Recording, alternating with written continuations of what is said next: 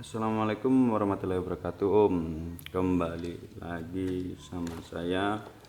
Sekarang kita mau ini kemarin project ya.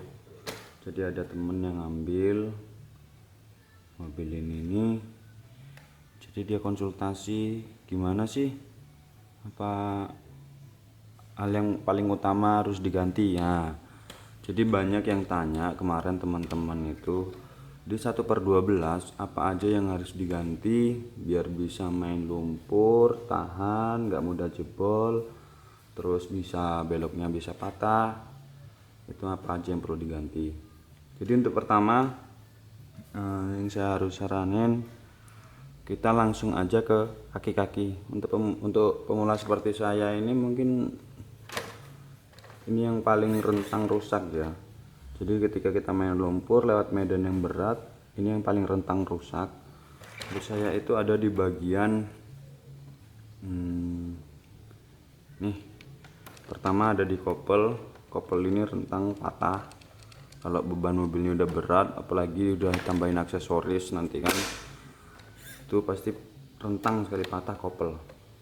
Yang kedua, gear dalam gardan ini pasti sering loss ya. Nah, gear ini pasti sering loss, apalagi kalau ditanjakan kita paksain, mobilnya udah berat, jalannya mobilnya agak ganjel gimana lah, intinya yang mobil itu udah stuck tapi masih kita paksain, biasanya gear gardan ini yang paling utama jebol, karena dia biasanya gear gardan yang bawaan ini masih plastik semua. Terus yang perlu kita ganti ya, yang pertama itu tadi kopel, gear gardan. Untuk motor sama gearbox masih bisa kita pakai ini yang standar. Jadi lanjut lagi, yang harus kita ganti atau knokel biasanya dibilang ya, harus kita ganti biar beloknya bisa patah. Kalau ini beloknya mungkin baru segini mentok, nanti mungkin bisa lebih patah lagi kalau cahapnya udah kita ganti dan kita coak sedikit. Ini juga sangat pengaruh karena dia posisi linknya lebih pendek, tapi nanti kita coba tetap pakai barang yang ada di dalam ini yang standarnya, tapi kita cuman upgrade yang penting-penting aja. Oke, udah sih itu aja sih menurut aku. Insya Allah itu udah bisa ngegas, udah bisa maksain, paling tinggal nanti kita agak wanti-wanti di motor, karena kan motor ini motor standarnya, jadi speednya gearboxnya itu tuh kan perputarannya itu lebih kenceng dia. Dan saya saranin juga nanti teman-teman kalau yang mau ambil dengan budget yang minim, ambillah, karena ini udah full propo, walaupun elektriknya dia masih bawaan pabrikan tapi dia udah full propo, udah ada soket lampu sen, udah ada lampu remnya nggak salah, tapi belum saya coba karena memang kemarin nggak ada bawaannya. Oke, kalau lihat-lihat di channel-channel teman yang lain itu udah ada dudukan untuk lampu sen, songket-songket lampu sen udah ada semua. Oke, dan kelebihannya lagi di MD99 ban ini udah soft. Ini bannya udah soft, jadi udah enak. Jadi kalau kita ambil D90 yang dulu, apalagi yang RTR itu biasanya keras bannya. Ini RTR bannya udah lembut kayak bawaan kit. Refine bodinya juga udah bagus, tinggal nanti dicecet lagi lah sedikit mungkin. Sasisnya juga udah lebar. Dulu pernah ambil MN D90 itu sasisnya bukan yang lebar kayak gini, tapi ada yang lebih tipis lagi. Udah, mungkin ambil itu aja untuk D99. Kita coba, ini udah lumayan full proponya dia. Dari beloknya udah bisa sedikit tuh. Nah ini minusnya kalau kita nggak ganti link sama C-hub, karena dia udah mentok. Nah jadi bodi keangkat tuh, beloknya cuma segitu. Tuh mungkin itu tadi C-hubnya udah kita rencanain untuk ganti. Lanjut lagi, nah ini aman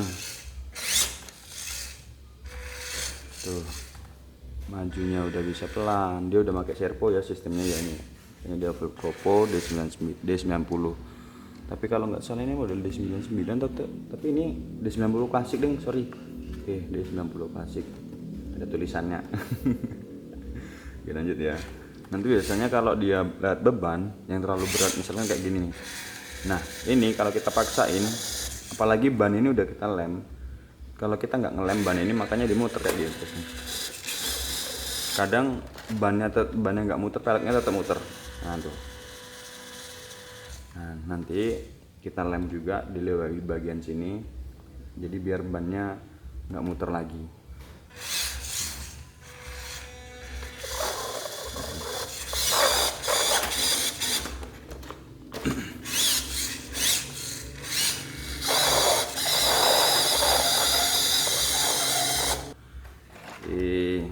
Ada yang pertama, sebentar kita buka dulu.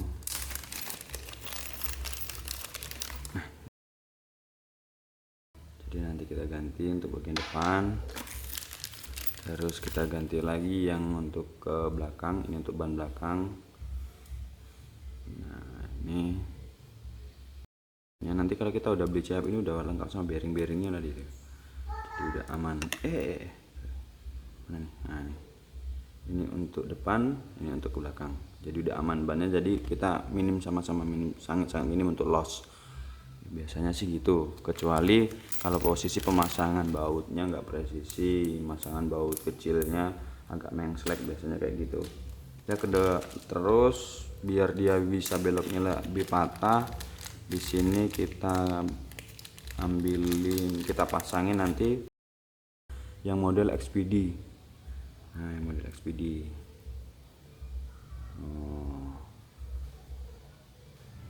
kan ada yang sistemnya kayak yang dogbone itu, yang bundar silang. Nah itu agak susah juga untuk kita bikin lebih patah, karena dia putarannya juga sering keganggu. Tapi kalau XPD tuh beloknya bisa kayak gini. Nah, banyak sih dulu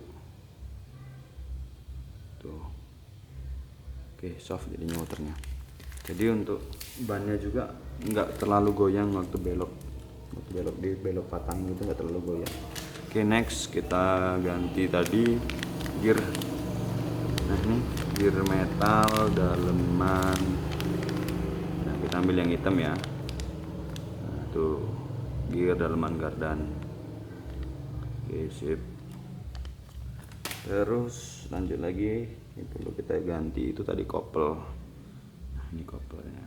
Oke deh, kopel tes. Nah sip, pas, jadi kita pakai ini di kopel. Sekarang tinggal kita posisi pemasangan. Satu lagi ya, di sini ada beberapa kelemahan. Nanti kalau kita misalkan ganti as, posisi kita lepas as, nanti kan gear-gearnya nggak kepake, dan besi dalam itu kalau bisa nggak usah dipakai lagi karena susah. Biasanya kalau kita masih mau ngakalin gearnya biar misalnya bisa untuk serep misalkan kayak gitu, waktu kita buka ini asnya sering bengkok. Jadi waktu kita pukul pakai tang itu sering bengkok. Mungkin kalau ada cara lain yang bisa dipertahankan ya dicoba aja dulu, silahkan. Siapa tahu masih bisa lebih tahan dan bisa dipakai asnya. Tapi saya lebih saranin nanti kalau ketika ganti as, ganti aja langsung sama jari-jari sepeda. Sama jari-jari sepeda, dia lebih kokoh, lebih keras daripada as bawaannya. Jadi nanti kita asal langsung ganti. Oke, untuk masalah ukuran nanti kita sesuaikan. Oke deh, kita buka dulu bodinya ya om.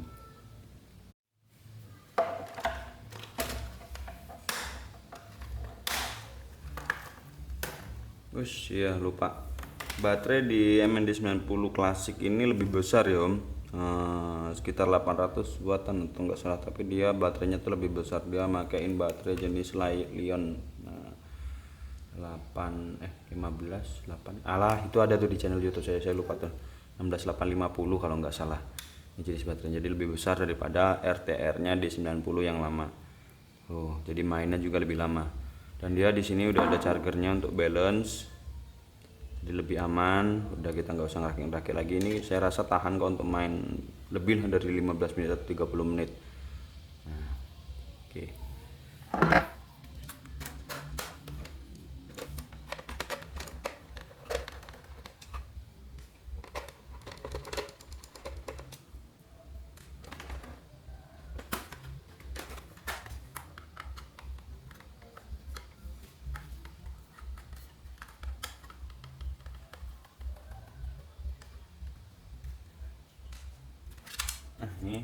posisi lampunya udah ada. Sip. Oke lanjut. Nah ini elektriknya di 90 sorry, di 99 terus, di 90 klasik. Nah ini motornya dia, motor ini sama-sama 180 atau berapa nih ya, saya lupa yang ini. Tapi ini AC nya kita lihat. Nah ini saya buka dulu, saya jelasin. Nah, di sini ini ada stop kontak.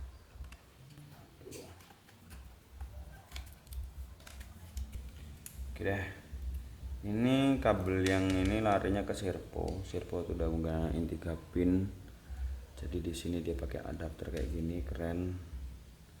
Nah, kalau misalkan kita di elektrik yang kita udah upgrade remote, biasanya kan kita colokin servonya ke receiver remote. Terus kali ini udah langsung nempel di sini semua. Oke, ini stop kontak, ini lampu, jalur-jalurnya di sini. Nah, di sini ada keterangan LED 1, di sini LED 2 inilah yang saya, kalau nggak salah ini yang untuk lampu rem atau lampu sen gitu di sini semua. LED 1 ini untuk lampu depan. Jadi ketika LED 1 dipasang, waktu kita gas dia lampunya otomatis hidup. Stop kontak, ini untuk motor. Nah, udah sih kayak gini aja. Tapi udah lumayan penyempurnaannya dibanding yang dulu. RTR-nya dulu itu masih semi propo. RTR di 90 awal masih semi propo, jadi gasnya udah bisa pelan, udah bisa kenceng, tapi beloknya masih kayak kidi dia, kletok. Nah karena dia mungkin belum gunain servo ya, dia karena masih sistem pembeloknya masih gunain dinamo. Oke mungkin itu dulu kita singkirin. Sekarang kita buka dulu bagian link servo.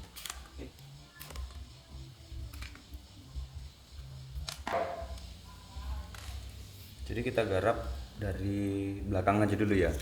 Dari belakang ini yang lebih enak kayaknya. Pertama kita lepas dulu bannya aja dulu.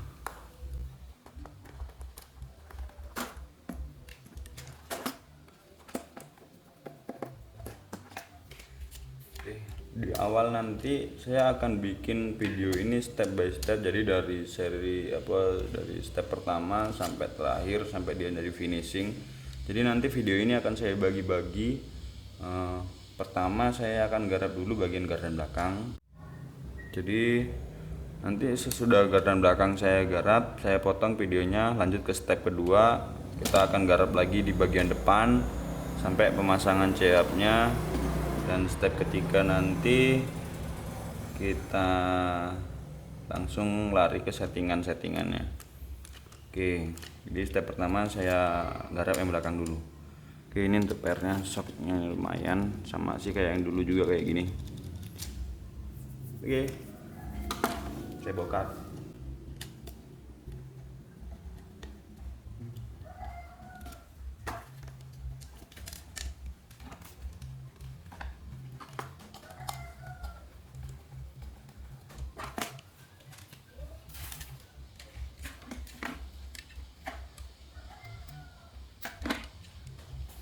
Biar simpel langsung kita buka di atas.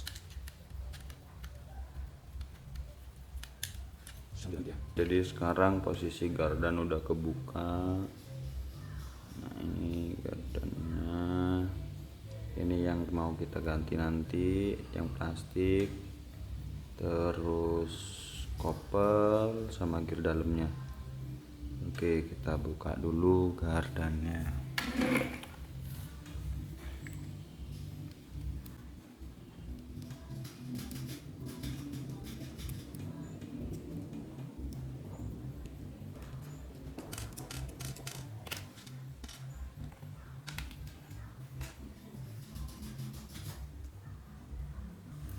Lanjut lagi ya, kita buka dulu koplingnya. Oke om, jadi setelah kita ganti as, sekarang posisinya kita pasang ganti ini nih yang metal. Dudukan bannya nih ya, dudukan kepel apa ya, heck ya namanya ya kalau nggak salah. Nah jadi sekarang kita ukur, posisi pengukuran itu jangan sampai salah. Kita sisahin space di setiap jadi untuk biar presisi ya, yang pertama itu biar presisi, pastikan bearing ini sama bearing ini selalu kencang di ketika pemasangan nih. Nah bearing yang ini sama bearing yang ini. Oke, itu harus posisinya harus press. Nah terus lanjut ke di bagian hex ini kita sisain sedikit space ini, kita jadi untuk pemasangan bearing. Nah kalau bisa pemasangannya ini jangan terlalu renggang ya Om ya, jadi dia kalau rapet kayak gini posisinya jadi bearingnya kekunci, jadi dia lebih presisi lagi, jadi nggak ada kendor-kendor lagi. Nah gitu. Oke, sekarang kan ini belum kita coak untuk pemasangan baut kutunya di sini, jadi kita coak dulu di bagian sini dicoak. Oke, asnya kita coak, yang sini juga nanti kita coak untuk pemasangan asnya. Nah, sip gini. Di posisi presisinya kayak gini. Ini walaupun gardannya plastik ya, insya Allah ini bakalan kuat kalau kita pemasangan gear sama hack-hacknya kayak gini nih pas, jadi bannya juga nggak akan mudah lepas. Sama posisi coakan untuk pemasangan hacknya itu nanti di sini jangan terlalu tipis, jadi agak dalam biar baut kutunya bisa masuk secara penuh. Oke, sekarang saya coba gerenda dulu, saya kikir dulu, nanti kalau udah dikikir saya ini lagi rekamin lagi. Nah, oke deh Om, kalau semua udah selesai, udah kita coak posisinya kayak gini, udah dicoak. Sekarang pemasangan, tinggal lari langsung ke pemasangan. Hack langsung aja kita pasang. Hack itu langsung coakan lubang coakan itu harus tepat sama lubang bolongan hacknya ya Om ya, untuk kunciannya. Jadi dia nanti bisa press. Kalau dia agak keluar atau agak ke dalam, dia nanti nggak akan press. Oke Omku, kita pasang dulu. Dilanjut Om, jadi pemasangannya udah posisi kayak gini, sepresisi mungkin dan sepres mungkin kita pasang biar dia nggak ada jeda kelonggaran lagi di sini nih antara bearing. Walaupun bearing plastik ini biasanya awet loh Om. Nih, jadi udah nggak ada lagi jedanya nih. Nah, ada sedikit, wajarlah kalau sedikit karena kan dia untuk kelonggaran ketika kita pemasangan di gear dalam lagi nanti. Jadi biar dari dalamnya gearnya nggak terlalu rapet. Dia gear ini saran saya kalau biar mau pengalaman saya, kalau dia semakin longgar itu biasanya cepet habis. Tapi kalau kerapetan dia cepet habis juga, gimana ya Din? Jadi kalau biar awet itu tuh kalau longgaran dia kadang sering dol ngelos gitu kan. Nah tapi kalau dia kerapetan dia cepet kemakan gitu, karena rapet udah itu putarannya juga seret. Jadi sebisa mungkin pemasangan itu jangan sampai terlalu seret, jangan terlalu longgar, gitu aja ya Om ya. Kita lanjut sekarang, coba pasang tutupnya. Oke sip. Nah, oke deh, sudah pas, pemasangannya sudah pas. Sekarang tinggal kita lanjut lagi. Ini tadi yang plastik. Nah, yang tadinya plastik udah kita ganti ke metal. Jadi ketika kita pasang di ban, tingkat kekuatannya lebih kuat lagi. Jadi inilah intinya untuk hack belakang yang sering dol, kalau dia masih pakai plastik ya inilah obatnya. Jadi dia udah nggak akan dol lagi. Oke sip ya. Sekarang tinggal saya bikin untuk gear yang dalam lagi. Kita lanjut ke pemasangan kopel Om. Ini menurut pengalaman saya lagi ya, ini saya sarankan pemasangan kopel itu baiknya kita masang itu tuh jangan gear ini dipasang dulu ke gardan sama tutupnya baru pasang kopel, karena disitu biasanya tingkat gimana ya, waktu kita pasang dulu ke sini baru kita pasang gear itu nanti biasanya bakalan ada kelonggaran ya di dalam itu space-nya itu. Nah nanti kan biasanya nih kita pasang dulu ke sini baru kita pasang kopel. Nah makanya dia di sini sering longgar tuh, sering longgar, jadi nggak press antara tutup si gear ini tadi sama kopel ini nggak press, makanya sering kejadian gear ini sering loss. Kalau nggak gear yang ini duluan yang habis, Kalau nggak gear yang dari kopel dulu baru biasanya habisnya gear yang dalam ini, yang gardan. Karena dia posisi kemerengannya dia itu antara ketika di kopel itu, apalagi posisi nanti mobil, posisi mobil itu kopelnya ngelipatnya kayak gini nih. Ada tuh punya teman-teman, saya juga sering lihat kopelnya itu terlalu kelewat nekuk kayak gini. Dan sebenarnya kalau pakai kopel yang sejenis kayak gini, apalagi yang XPD itu kan dia di sini ketekan, di sini ketekan, makanya dia jadinya putaran ini sering kerjanya lebih berat gitu. Makanya jadi kalau bisa posisi gardan ini nanti jangan terlalu ngelipet kayak gini kopelnya, sebisa mungkin semaksimal mungkin ya dikasih jeda kayak gini, misalkan agak diturunin jadi ada kelonggaran di setiap space ininya nih untuk gerak. Jadi kerja kopel nggak berat, kerja gearnya nggak berat gitu. Nah gitu aja. Sekarang kita tinggal pemasangan ininya. Oke. Nah nih tingkat kepresisiannya itu Om. Jadi di sini nggak terlalu seret, dan kalau dia gear yang di kopel ini tadi terlalu mepet, biasanya kita putar kayak gini ada kerasa dek dek dek dek dek gitu. Nah itu berarti tandanya gear, pemasangan gear yang dari kopel ini terlalu kenceng, terlalu mepet ke gear gardan. Jadi itu harus kita akalin lagi gimana caranya, entah itu nanti bearing yang dikecilin atau, tapi biasanya sih kalau yang itu lebih ke bearing yang dikecilin gitu aja. Kalau nanti ininya udah longgar, udah main berapa kali biasanya dia agak kendor gitu kan, putarannya kok nggak kayak pertama gitu, agak kendor. Nah nanti biasanya yang di sininya yang dikasih reng di dalamnya, jadi gear ini lebih maju lagi, lebih rapat lagi. Jadi nggak harus setiap kita rusak gear udah ponis oh itu gearnya udah jebol, udah nggak bisa dipakai gitu. Kita nggak bisa mastiin kayak gitu. Kita lihat dulu kondisi gearnya yang di luar atau yang di dalam sini masih bagus apa enggaknya, lihat kembangannya gitu kan. Jadi kita baru bisa mastiin bahwa itu gear itu benar-benar rusak. Kalau dia misalkan posisinya masih sama-sama bagus tapi kok masih sering loss, nah itu tadi tandanya gear yang ini, gear yang kecil ini itu nggak nyampe sama gear yang di gardan, sama gear yang ini. Jadi ada jeda kelonggaran di antara yang sini sama yang sini. Makanya kita tekan lagi biar gear yang ini otomatis maju lebih dempet lagi ke dalam. Jadi gigi-gigi ini gearnya masuk pas presisi di dalam. Itu nanti kalau ada yang ngalamin misalkan posisi gear masih bagus tapi kok dia sering ngelos gitu. Oke, sekarang udah kita pasang, tinggal kita tutup. Oke, setelah kita tutup, pemutarannya normal, kita baut.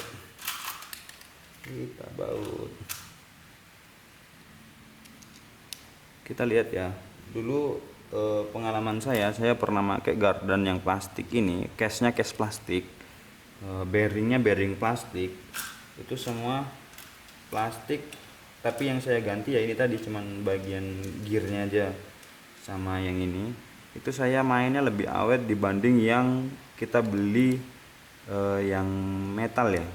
Bukannya kita membanding-bandingin atau menjelek-jelekin, tapi itu yang saya rasain. Nah, mungkin karena tingkat kepresisiannya lebih, yang plastik ini kan pabrikan, kalau yang metal itu pabrikan juga, cuman kadang-kadang ada kendala di bagian bearing. Nah gini ya. Oke, sip. Yang jelas untuk yang plastik, yang punya gardan plastik itu jangan minder sama yang punya gardan case-nya metal. Plastik sama metal itu sama aja sih sebenarnya, tapi kalau kita posisi pemasangannya nggak presisi, posisi pemasangannya nggak pas, itu semua pasti bakalan nggak awet juga, bakalan jebol. Plus kalau yang metal itu ada bearing ya, bearingnya itu kan udah besi juga. Nah kalau yang ini kan bearingnya plastik. Bearing besi itu kalau udah lama kita main, apalagi main lumpur, kita masuk tanah gitu, itu umurnya lebih pendek. Apalagi kena tekanan, yang paling sering bearing itu kena di bagian sini. Kalau yang metal ya, bearing yang udah metal itu, jadi paling sering kena di bagian sini, karena di bagian sini rawan, karena kopel ini posisinya agak nekuk, rawan sekali. Nah makanya saya berani bilang yang plastik case-nya ini lebih awet daripada yang metal, karena saya sudah ngalamin gitu. Oke, mungkin itu hanya untuk sharing-sharing cerita aja ya, tapi kan ada beberapa yang udah metal tapi memang bener-bener awet, mungkin pemasangannya memang bener-bener pas. Tapi kemarin saya pernah ngerasain udah pakai yang metal, selalu crash, selalu bermasalah di bagian sini. Itu aja sih, cuman dah. Next.